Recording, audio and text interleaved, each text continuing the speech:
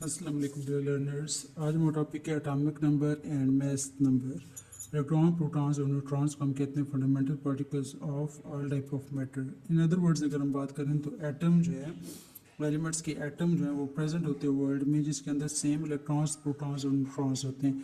However जो atom जिसके सिर्फ एक एलिमेंट होगा वो डिफर होता है दूसरे एटम से, ठीक है, या दूसरे एलिमेंट से डिफरेंट होता है। उसकी वजह क्या है?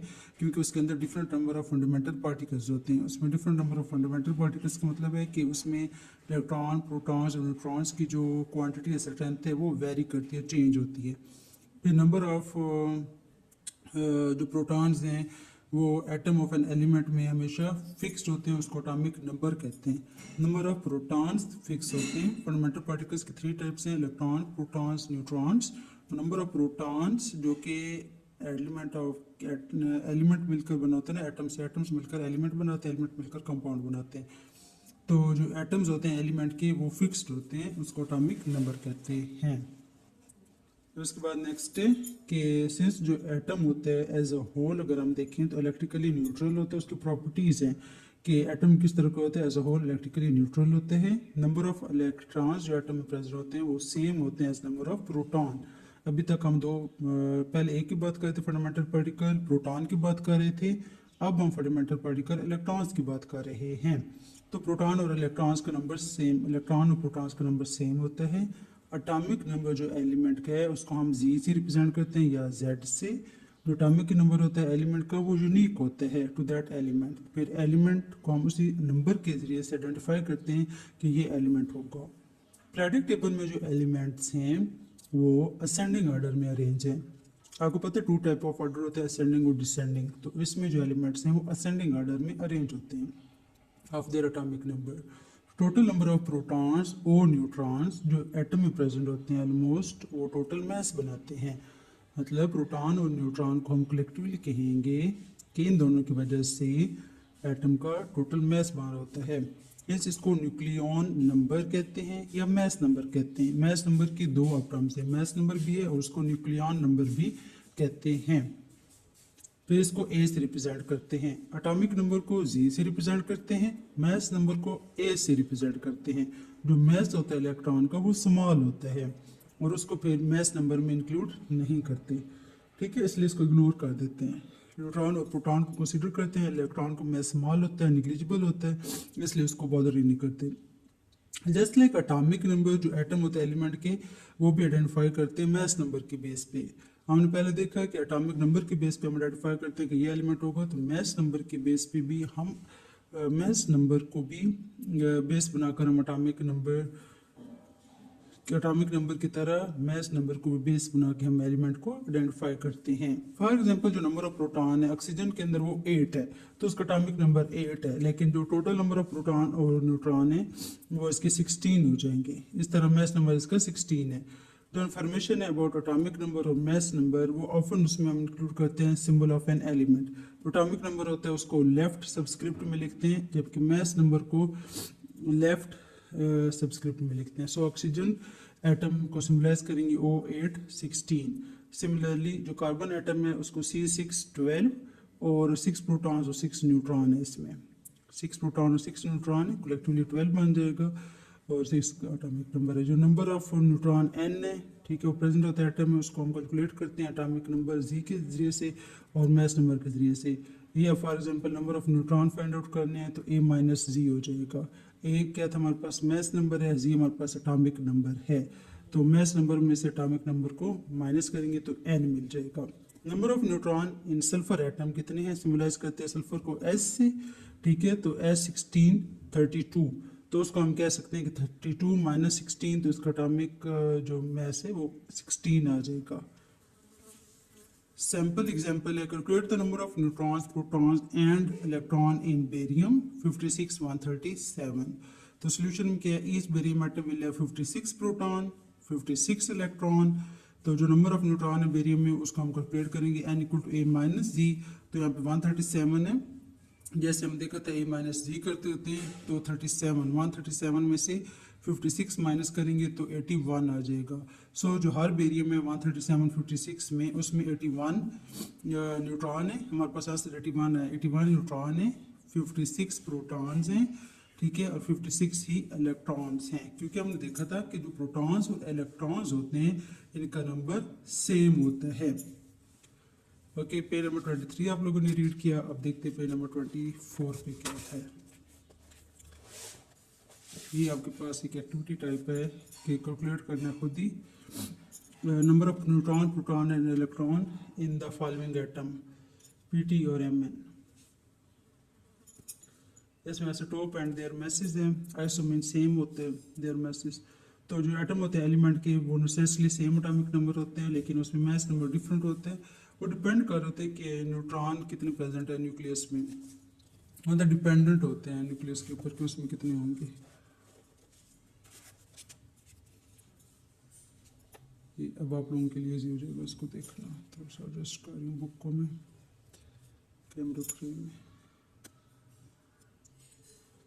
इस तरह। अच्छा, इसमें नेक्स्ट पॉइंट क्या है कि जो एटम जिसमें सेम एलिमेंट होते हैं उसमें डिफरेंट नंबर ऑफ न्यूट्रॉन्स होते हैं इन दोनों न्यूक्लियर, उसको आइसोटोप कहते हैं।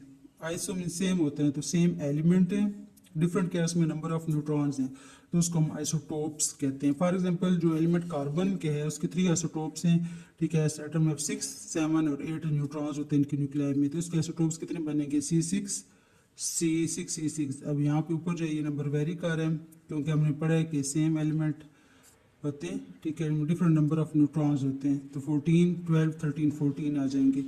इसी तरह से जो हाइड्रोजन है वो 3 आइसोटोप्स की फॉर्म एग्जिस्ट करते हैं। हाइड्रोजन इस फॉर्म में एग्जिस्ट करते हैं। ड्यूट्रियम, ट्रिटियम, ठीक है, उसको रिप्रेजेंट करते हैं H12 H1 H11 H12 H13। Hydrogen H11 में सिर्फ जो एटम है उसमें न्यूट्रॉन नहीं है। तो केमिकल प्रॉपर्टीज होती हैं एलिमेंट की वो हम डिटरमिन करते हैं नंबर ऑफ इलेक्ट्रॉन्स के जरिए से। और जो 3 आइसोटोप्स होते हैं वो सेम केमिकल बिहेवियर शो करते हैं, लेकिन फिजिकल प्रॉपर्टीज इसकी डिफरेंट होती हैं। सेम केमिकल बिहेवियर है और डिफरेंट फिजिकल प्रॉपर्टीज हैं। H12 है उसमें ट्वाइस मैस है एज कम्पेयर टू H11, तो यहाँ पे H12 है तो ट्वाइस मैस हो गया ना, 1 + 1 2। और जो मैस है H13 तो वो थ्राइस हो गया, 1 2 3, 3 टाइम हो गया मैस ऑफ H11। सिमिलरली जो मैस होते हैं 3 आइसोटोप ऑफ कार्बन का, तो वो क्या है C6 12 C6 13 C6 14। यहाँ पे न्यूट्रॉन और प्रोटॉन कितने हैं? 6 और प्रोटॉन 6 हैं, N7 P6 N8 P6। तो ये तरह से टोटल कैलकुलेट कर सकते हैं हम isotope of carbon atom. Isotope of hydrogen atom में H11 H12 और H13 H12 H11। Page number 24 आप लोगों ने पढ़ा। फिर उसके बाद हमारे पास page number 25 radio active isotope. तो आइसोटोप जिसमें सेम एलिमेंट होते हैं उनमें सेम फिजिकल प्रॉपर्टीज नहीं होती। कुछ जो होते हैं सेवरल आइसोटोप्स होते हैं उसमें सेम एलिमेंट के जो सेवरल आइसोटोप्स होते हैं वो जिनके न्यूक्लियाई अनस्टेबल होते हैं। ये कहना चाह रहे हैं कि आइसोटोप्स के न्यूक्लियाई जिनके सेम एलिमेंट होते हैं एग्जिस्ट कर रहे होते हैं, सेम एलिमेंट की फॉर्म एग्जिस्ट करते हैं, उनके अनस्टेबल न्यूक्लियाई होते हैं। अनस्टेबल होते हैं तो इसका मतलब है कि वो एक्सेस एनर्जी को इमिट करते हैं। इमिट का मतलब होता है रिलीज करना, ठीक है। तो वो एक्सेस मतलब ज़्यादा, जो ज़्यादा एनर्जी होगी उसको इमिट कर देंगे in the form of radiation. इस प्रोसेस को, इमिशन ऑफ रेडिएशन को रेडियो एक्टिविटी कहते हैं। और आइसोटोप जो कि इमिट कर होता है एनर्जी को उसको रेडियो एक्टिव आइसोटोप कहते हैं। यहाँ पे 2 टर्म्स है, रेडियो एक्टिविटी और रेडियो एक्टिव आइसोटोप। ट्रिटियम की एग्जांपल है H13, तो ये रेडियो एक्टिव आइसोटोप है। जो दूसरे 2 आइसोटोप्स हैं ना H11 H12 वो रेडियो एक्टिव आइसोटोप्स नहीं है, ये स्टेबल हैं और इमिट भी रेडिएशंस नहीं करते H11 H12। लेकिन H13 जो रेडियो एक्टिव आइसोटोप है क्योंकि ये रेडिएशन को इमिट करता है, एक्सेस एनर्जी को रिलीज करता है। सेकेंड पैराग्राफ है, जो रेडियो एक्टिव एलिमेंट हैं वो रेडिएशन को इमिट करते हैं और ट्रांसफॉर्म हो जाते हैं दूसरे केमिकल एलिमेंट में। इस प्रोसेस को रेडियो एक्टिव डिके कहते हैं। डिके का मतलब ब्रेक डाउन होता है ना, इसलिए कि ये अब ब्रेक डाउन की होगी और कोई और बना देंगे। जिस तरह यूरेनियम है 92 238, अब इसका डिके हुए मतलब इमिट रेडिएशन की है, तो थोरियम बना दिए TH90 है और ये इसका एटॉमिक मास 234 है। सिमिलरली थोरियम अनस्टेबल है और फर्दर हो जाएगा डिकम्पोज। यहाँ पे देखो 23490 था, 23490, ठीक है। अब इसकी डिके होगी तो प्रो टेक्टिनम प्रोटेक्टिनम बनेगा, PA91 हो गया, लेकिन 231 हो गया, फिर एनर्जी रिलीज हो रही है। फिर ये दोबारा बिस्मिथ बना रहे, बिस्मिथ 21083, मतलब ये अब अलग आ गया। बिस्मिथ जो रेडियो एक्टिव एलिमेंट है वो उसकी डिके होता है तो थेलियम देता है, Ti81 83 था, यहाँ पे 81 हो गया, यहाँ पे 210 है, यहाँ पे 206 हो गया, प्लस एनर्जी रिलीज कर रहे हैं क्योंकि इनके पास एक्सेस एनर्जी होती है ना, फिर ये रेडिएशन को या एनर्जी को इमिट करते रहते हैं, रिलीज करते रहते हैं। अच्छा, एप्लीकेशन क्या है इनकी? एप्लीकेशन का मतलब है यूज़ क्या है इनका, किस लिए यूज़फुल हैं, कैसे यूज़ होते हैं। तो applications of radio active isotope में क्या है? रेडियो एक्टिव आइसोटोप्स यूज़फुल है मेडिकल इमेजिंग में डॉक्टर्स को यूज़ करते हैं कि जो कि डिजीज़ है उसको डायग्नोज करने के लिए। डायग्नोज मतलब ये देखने के लिए कौन सी डिजीज़ है, कैसे करते हैं, पेशेंट के अंदर इंजेक्ट करते हैं small amount of radio active fluid, तो उसके बाद फिर पता चल जाता है कि कौन सी डिजीज़ है। फिर टेक्नीटियम 99M इसको यूज़ करते हैं इमेजिंग के लिए, ह्यूमन ऑर्गन के, जिस तरह ब्रेन का इमेज चाहिए तो उसके लिए यूज़ होगा, लंग्स के लिए यूज़ होगा। डॉक्टर स्पेशल कैमरा यूज़ करते हैं, ठीक है, कि रेडियो एक्टिव फ्लूइड जब जैसे जैसे मूव करते हैं तो कैमरा को यूज़ करते हैं कि ये फ्लूइड कहाँ जा रहा है, फिर उस फ्लूइड का मे बी कलर चेंज हो तो ताकि पता चल जाए कि इस पर्सन को ये वाली डिजीज़ है। आप लोगों ने पढ़ा अभी पेज 25, और स्टार्ट कहाँ से किया था? इससे स्टार्ट किया था पेज 22 से। टॉपिक 2.2 था atomic number and mass number. Then page 23 पे सेम टॉपिक था लेकिन इसमें सैम्पल एग्जाम्पल थी। पेज 24 पे टॉपिक 2.3 था आइसोटोप्स एंड देयर मैसेज, और इसी का सब टॉपिक था रेडियो एक्टिव आइसोटोप्स और application of radio active isotope. Page number 25, 22, 23, 24, 25 ये आप पेजेस पढ़ चुके हैं। पेज इस टॉपिक को कंप्लीट करते हैं। इस टॉपिक में क्या है, तो इस टॉपिक में क्या है वही हम पढ़ने लगे हैं। इस टॉपिक में क्या कह रहे हैं? इस टॉपिक में कह रहे हैं रेडियो एक्टिव कार्बन डेटिंग। यहाँ पे एक डेफिनेशन है, रेडियो कार्बन डेटिंग क्या होती है? ये वो मेथड है जिसमें हम हिस्टोरिकली ऑब्जेक्ट की डेट फाइंड आउट करते हैं कि ये ऑब्जेक्ट कितना ज़्यादा पुराना था, ठीक है। इसके अंदर ऑर्गेनिक मटेरियल यूज़ होता है, ठीक है, with help of radio active isotope जिस तरह C614 है, तो ये कार्बन डेटिंग के लिए यूज़ होता है। इस मेथड में प्रॉपर्टीज़ प्रोपोर्शन मेजर करते हैं C14 का, ठीक है, और सैंपल ऑफ डेड प्लांट या एनिमल का लेते हैं। अब इसमें क्या ले सकते हैं हम, for example piece of wood ले लेते हैं, या एनिमल की बात करें तो बोन ले लेते हैं जो कि इन्फॉर्मेशन प्रोवाइड करते हैं, ठीक है, और उसको हम कैलकुलेट कर लेते हैं कि एनिमल या प्लांट जो डेड हो चुका था उसकी एज कितनी है। जो ऑर्डर सैंपल होते हैं उसमें लेस देन C14 होती है, ठीक है, टू बी डिटेक्टेड। फिर सेकंड पैराग्राफ में रेडियो एक्टिव आइसोटोप्स को हम कहाँ यूज़ करते हैं? Strength of metal find out करने के लिए और कंक्रीट मिक्सचर की स्ट्रेंथ, दो चीज़ों की, ठीक है। Are use to test the strength of metal and concrete mixture. फिर और कहाँ यूज़ हो होता है? ये चीप न्यूक्लियर पावर को जनरेट करने के लिए और ऑयल फील्ड्स को फाइंड आउट करने के लिए कि कहाँ कहाँ ऑयल फील्ड्स अवेलेबल है अर्थ में। फिर मेडिसिन भी यूज़ होता है, कहाँ यूज़ होता है? डायग्नोस करने के लिए यूज़ होता है, और मेडिकल कंडीशंस में ट्रीट करने के लिए मेडिकल कंडीशंस में, ठीक है। जिस तरह आपने पेज नंबर 25 में पढ़ा था कि ट्रीटमेंट डिजीज़ की डायग्नोसिस के लिए भी यूज़ करते हैं, इंक्लूडिंग कैंसर, थायराइड डिसऑर्डर्स के लिए। नेक्स्ट टॉपिक है ionization of atoms by radioactive source. तो ये टॉपिक एंड हो जाएगा यहाँ पे। ये नेक्स्ट टॉपिक है रिलेटिव एटॉमिक मास, ये हम इंशाल्लाह नेक्स्ट वीडियो में पढ़ेंगे। अभी यहाँ पे इसको पॉइंट आउट करते हैं। Ionization of atoms by radioactive source. Ionization मतलब उस चीज़ को, किसी भी एटम एलिमेंट को एटम्स में आइंस में कन्वर्ट करना, उसको आयोनाइजेशन कहते हैं।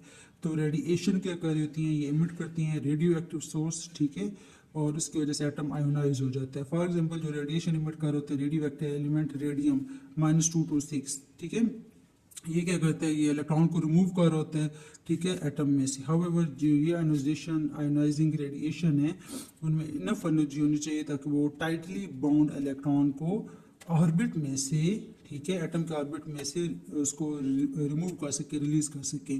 इलेक्ट्रॉन जब लॉस्ट करते हैं, इलेक्ट्रॉन को जब लॉस्ट हो रहा होता है ऑर्बिट में से, क्यों हो रहा होता है? आयोनाइजिंग रेडिएशन की वजह से। आयोनाइजिंग रेडिएशन कोलाइड करती हैं एटम के साथ और फोर्स करती है इलेक्ट्रॉन को ताकि वो एटम से दूर चला जाए। जो ऑर्बिट में न्यूक्लियस के करीब वाले इलेक्ट्रॉन्स होते हैं उनमें स्ट्रॉन्ग आयनाइजेशन एनर्जी होती है, ठीक है, और जो उससे ऑर्बिट लास्ट वाले ऑर्बिट में होते हैं उनको निकालना आसान हो जाता है। फिर एटम जिस तरह सोडियम का है वो हिट करता है, आयनाइजेशन एनर्जी आयनाइजिंग रेडिएशन से जब हिट होते हैं तो उसमें इलेक्ट्रॉन को लॉस हो जाते हैं। इस प्रोसेस में एटम पॉजिटिव चार्ज में कन्वर्ट हो जाते हैं जिसको हम कैटाइन कहते हैं। सोडियम एनर्जी रिलीज हो रही है, एनर्जी की प्रेजेंस में रिएक्शन हो रहा है, सोडियम कैटाइन बन गया, कैटाइन मतलब पॉजिटिव चार्ज और इलेक्ट्रॉन का रिलीज हो गया। इलेक्ट्रॉन को जब रिलीज होते हैं तो एटम के ऊपर पॉजिटिव चार्ज आ जाते हैं, जब इलेक्ट्रॉन का गेन होता है तो नेगेटिव चार्ज आता है। तो अभी हम ये लेक्चर यहीं पे एंड करते हैं, फिर मिलेंगे अगली वीडियो में। अपना रखिएगा ढेर सारा ख्याल और रखिएगा दुआ में याद। मिलते हैं अगली वीडियो में, तब तक के लिए अल्लाह हाफिज़, फ़ी अमान अल्लाह।